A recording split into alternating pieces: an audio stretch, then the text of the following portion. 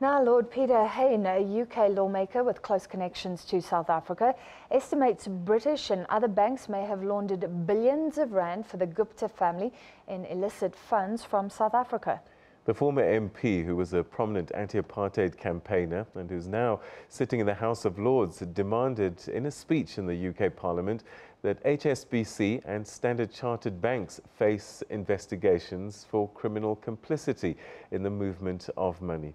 He alleges that HSBC failed to investigate concerns voiced from within its own bank about transactions related to the controversial Gupta family. In October, UK regulators confirmed that they are investigating whether HSBC and Standard Chartered facilitated money laundering as a result of the ties to the Gupta family.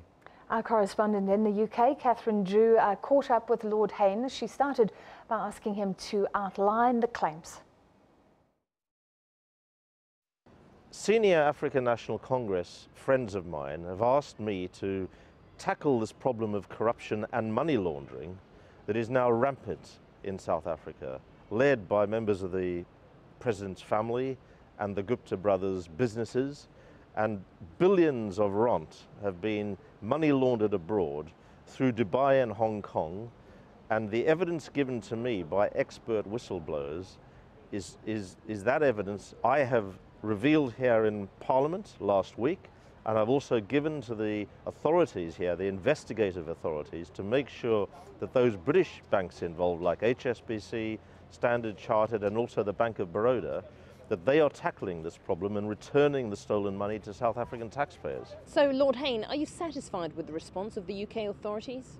Well, the government ministers have promised to act, because I first approached our finance minister, the British Chancellor, and he promised to act and referred this to the Serious Fraud Office, the National Crimes Agency, and the Financial Conduct Authority here in London. And now it's up to them to get to the bottom of this. It's absolutely scandalous and criminal that this money can be stolen from the country in the way that it has by this monopoly capital elite. So how much money do you hope to identify, and what do you think should happen to it? The former Finance Minister, Pravin Gordhan, hugely respected in the country and across the world, sacked by President Zuma last March, he estimates that around 7 billion rand has been money laundered abroad as part of 100 billion rand that has been stolen from South African taxpayers. This is colossal, industrial scale corruption. And so it could make an enormous difference if we can identify the money and if the necessary authorities can identify it. And I've also asked my European parliamentary colleagues to tackle European banks about this and to tackle the authorities in Dubai and Hong Kong through which this money laundering occurs. You've been a close observer of South African affairs for many decades now. What's your view of President Zuma? It's very clear in the evidence that was given to me that members of President Zuma's family and his close friends, the Gupta brothers and their business empire, have been involved in all of this. No question about that. And, you know, these things have to be stopped at the very top. There has to be change in South Africa. It's not for me to say in what way that should happen, but there has to be change because the country's got so much potential and was seen as a hero of the world under Nelson Mandela, and now it's looked at as in a way that's extremely negative. And finally, perhaps I could ask what the response has been to your allegations on social media.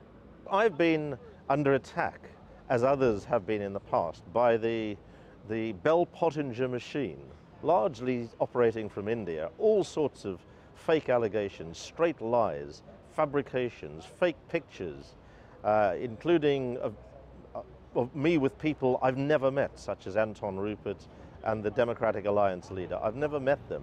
I'm acting on behalf of senior members of the ANC disgusted with the way things have gone. And I'll continue to speak the truth. I won't be intimidated. In the past, the apartheid security police sent me a letter bomb in 1972, which fortunately had a fault in its trigger mechanism. I've been hounded by the apartheid state in the past, as is my family. I wasn't intimidated then. I'm certainly not going to be intimidated by these bots and other attacks on social media with all their lies and fake pictures and the rest of it.